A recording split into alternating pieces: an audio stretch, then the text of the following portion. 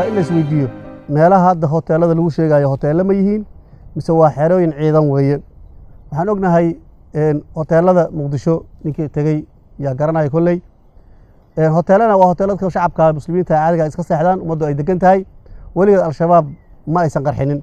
laakiin hoteelada maanta la qarxinayo dhammaantood la fiiriyo awalan waxa lagu gadaamay waxa weeye dhagax waaweyn oo waxa weeye difaaciya ثانيا waxa lagu soo xashriyo lagu soo kulmiyo lagu soo ururiyay ciidan iyo jiyuush kala duwan oo inta ilaalinaysa waxa meesha ku jira taa waxay tusinaysaa horta meesha inaysan hayn hotel inaysan hayn maxay hoteelada dadka shacabka muslimiinta ay degan yihiin lama ilaaliyo dhagax laguma gooyo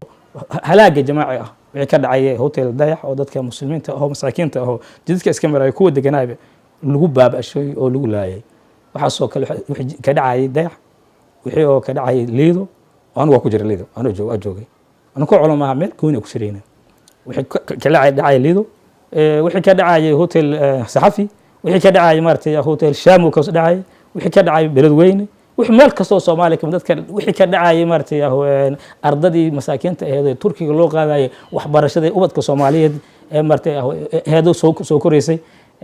حركة سامة كدعاية كدعاية وإذا قال هذا دمان مدافع حلقة loo baxshay oo in allaanta dadka la iska gimayo ama suuqada lagu gimayo ama dadka la isku qarxinayo qofka isqarxinayo diinta shaqo kuma leh dadka muslimiinta oo haligana waa loo haystaa kii soo abaabulane waa malcuun asigana sidaas waaye waxaanu leenahay waxaad wadiin hadii diin nagala dooda noo imaada shaashadaha imaada hoteeladeenu hoteelo ilaa dad ganacsi Soomaaliya ma aha hotel dawladda hotelkii hotel private ana iskale qofna ila malaha dhibaatooyin badan soo gaara iyadoo la leeyahay hoteeladii dowladda la diraa hotelkii wax degan waa shacab inta jar la soo weeraray waxa ku dhibay waxyaabo shacab ma ahayn military ma ahayn dowladda ma ahayn marka eraygaas dhahaya hoteelada waa dowladda ku dirna anagu dowlad banihin shacabaan nahay ganacsataan nahay muslimaan nahay ashhadu an laa ilaaha illa allah wa ashhadu anna muhammadar rasuulullah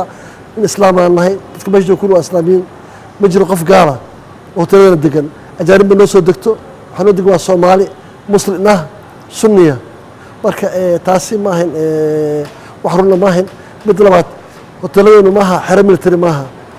waa xero ganacsato leedahay dhagaxda waxa u dhigana cabsi aan u dhiganay maadaama dhowr jeer dib lagu dhacay baqdin aan ka baqayna u dhiganay mar aniga military ma nihin shaqada kuma lihin ganacsataan nahay wax meesha ku dhimanaya ku baabaayna waa shacab ma aha military ma aha ساكن دولة معها صدرت وحن لنا أنا مني شغلة كم اللي محاس وحان سلان هاي دمان أنك دانا عمر سوماليد وحان أوجد دقينا كست دتك عادي إن دتك لاين دتك دعان دتك جالسيان حدنا الدين وايد هايان ليسوا على شيء من الدين